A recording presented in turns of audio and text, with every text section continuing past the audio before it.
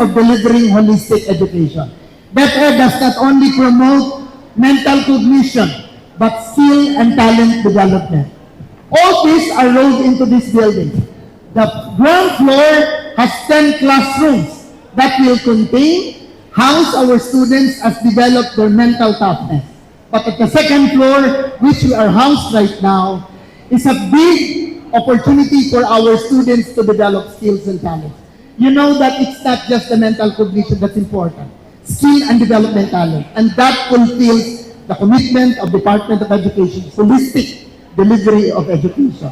And this is a great blessing for Mandaue City, especially Subangdaku Elementary School. I think you're the happiest people on earth this time. Alala ko nung tayo mga bata pa, gone are the days that when we were in the first week of school, sabi nila, walang formal na klase. Kasi naglilinis tayo. The school maintenance week was born to prepare our classrooms so that once classes are open, then students are already ready for that. And ladies and gentlemen, as we gathered as stakeholders, whether in or outside of the circles, we are happy that your presence reflects our shared commitment to providing quality education for every Filipino learner.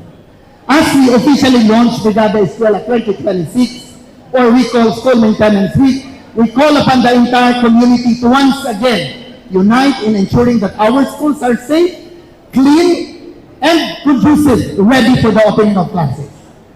Through minor repairs, paintings, cleanup, we demonstrate that education is truly our shared responsibility. But this building, now turned over, is more than the minor repairs.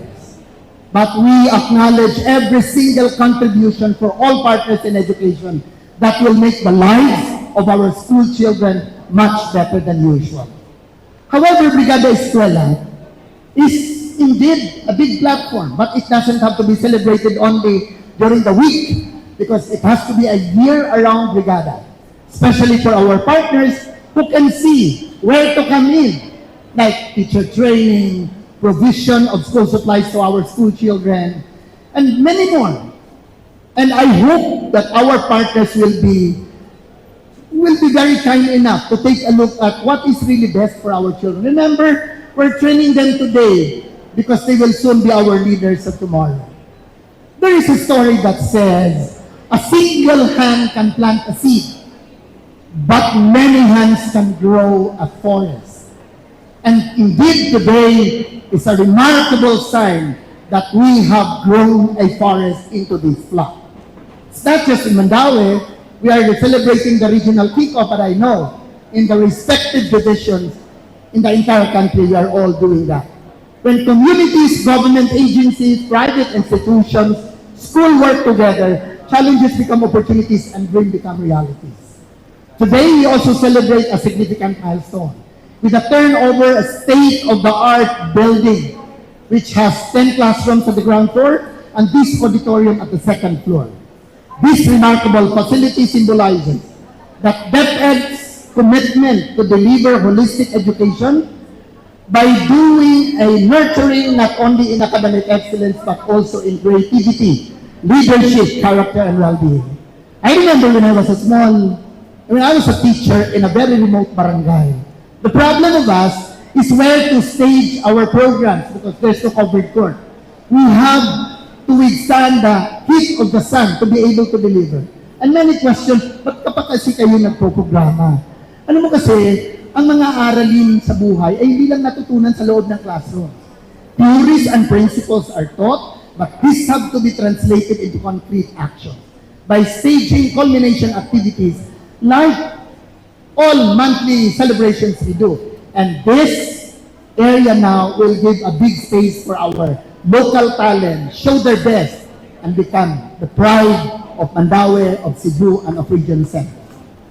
To our dedicated teachers and school leaders, thank you for faithfully carrying out your mandate. Your passion and commitment help build our nation by shaping today's learners who will become tomorrow's leaders. On behalf of the Department of Education, our deepest gratitude to all our partners, our government officials from the province to the cities to the municipalities and even to barangay. and our philanthropists, the family of Mo. Hindi po ako magsasawang magpapasalamat sa kanilang kabutihan.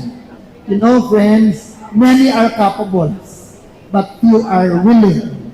And we're just happy that we have that few in Central Visayas. Hindi lang few, madami sila, relatively. And ladies and gentlemen, when schools and communities work as one, every child wins, every dream grows, and every future becomes brighter. Thank you and welcome to the meaningful celebration of partnership and collaboration, shared responsibility and education in the city of Mandaue, the host for the regional kickoff of Brigada Eskwela. Magandang umaga po sa atin.